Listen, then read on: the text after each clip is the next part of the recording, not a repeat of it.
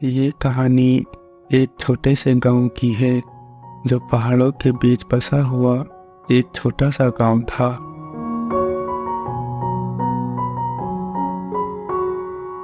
इस गांव के बाहर घने जंगल के किनारे एक विशाल और पुराना पेड़ था।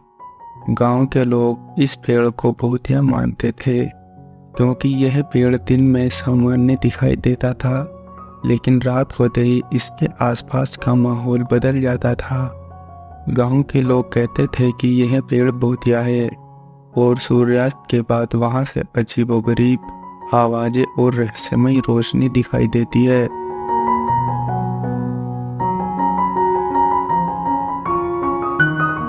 गांव में एक केशु नाम का व्यक्ति भी रहा करता था।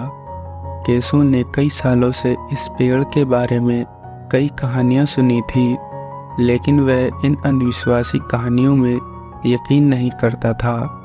गांव के लोग अक्सर चौपाल पर इस पेड़ की बातें करते थे और केशु इन कहानियों को ध्यान से सुनता था।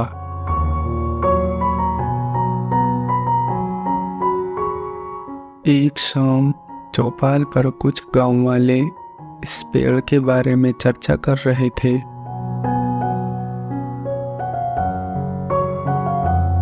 मुझे तो एक दिन उस पेड़ के पास से गुजरते हुए किसी के रोने की आवाज़ सुनाई दी थी। तभी से मैं वहां जाने की हिम्मत नहीं करता। वही पास में बैठे केशु ने मुस्कुराते हुए कहा, अरे ये सब तुम्हारे मन के भ्रम हैं। मैं तो कहता हूँ हमें खुद जाकर देखना चाहिए कि वहाँ आखिर है क्या। गांव के मुखिया श्यामलाल ने गंभीरता से कहा, केशु, तुम्हारी बात में दम तो है, लेकिन डर भी एक हकीकत है। अगर तुम इतने ही निडर हो तो क्यों न तुम ही जाकर देखो कि उस पेड़ का क्या रहस्य है। हाँ, मैं नहीं डरता और मैं वहाँ जरूर जाऊँगा और उस भूतिया पेड़ का पर्दाफाश करूँगा। केशु ने हिम्मत जुटाई और पेड़ की सच्चाई जानने का फैसला किया। सूर्यास्त के समय केशु उस भूतिया पेड़ की ओर बढ़ने लगा। जैसे ही वह पेड़ के पास पहुंचा तो वहां से केशु को अजीबोगरीब आवाजें आने लगी और वहां चारों ओर धुआं छाने लगा, जिसके बाद केशु रहस्यमयी तरीके से बेहोश हो गया।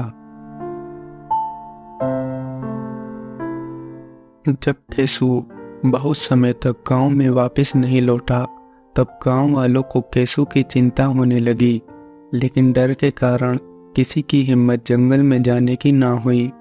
जब सवेरा हुआ तब गांव वाले इकट्ठा होकर जंगल में केशु को ढूंढने के लिए निकले, लेकिन बहुत देर तक ढूंढने के बाद भी केशु का कोई पता नहीं चला। तब गांव वालों को निराश होकर वापस गांव लौटना पड़ा। इस घटना के बाद गांव में डर का माहौल और बढ़ गया। वो एक भूतिया पेड़ है, वहाँ एक आत्मा बसी है। हमें उस पेड़ से दूर रहना चाहिए। बेचारा केशु बिना बात के अपनी जान गंवा बैठा। तो अब हमें क्या करना चाहिए? कहीं ऐसा ना हो कि वह आत्मा हमारे पूरे गांव पर अपना प्रकोप दिखा दे। मुखिया श्यामलाल ने चिंतित होकर कहा,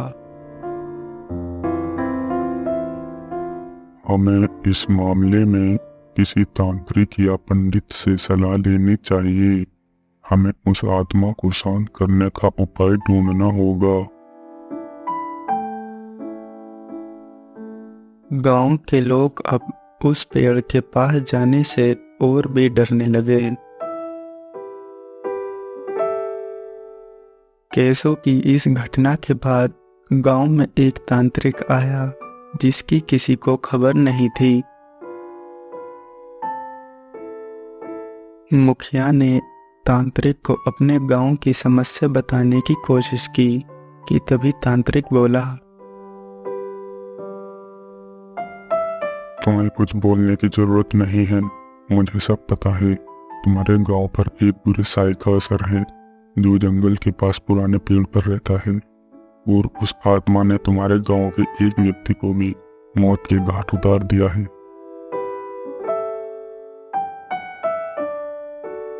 इतना सुनकर गांव के सभी लोगों ने तांत्रिक के सामने हाथ जोड़ लिए तथा इस विपत्ति से निकलने का रास्ता पूछने लगे। तब तांत्रिक बोला, अभी कुछ नहीं किया जा सकता, इसलिए मैं तुम्हें सलाह देता हूँ कि इस पेड़ के आसपास किसी भी हालत में रात को मत जाना, और अगर किसी ने आत्मा को परेशान किया तो उसका प्रकोप पूरे गांव पर पड़ेगा। इसलिए इस पेड़ के पास किसी भी हालत में रात को जाने की हिम्मत नहीं करना।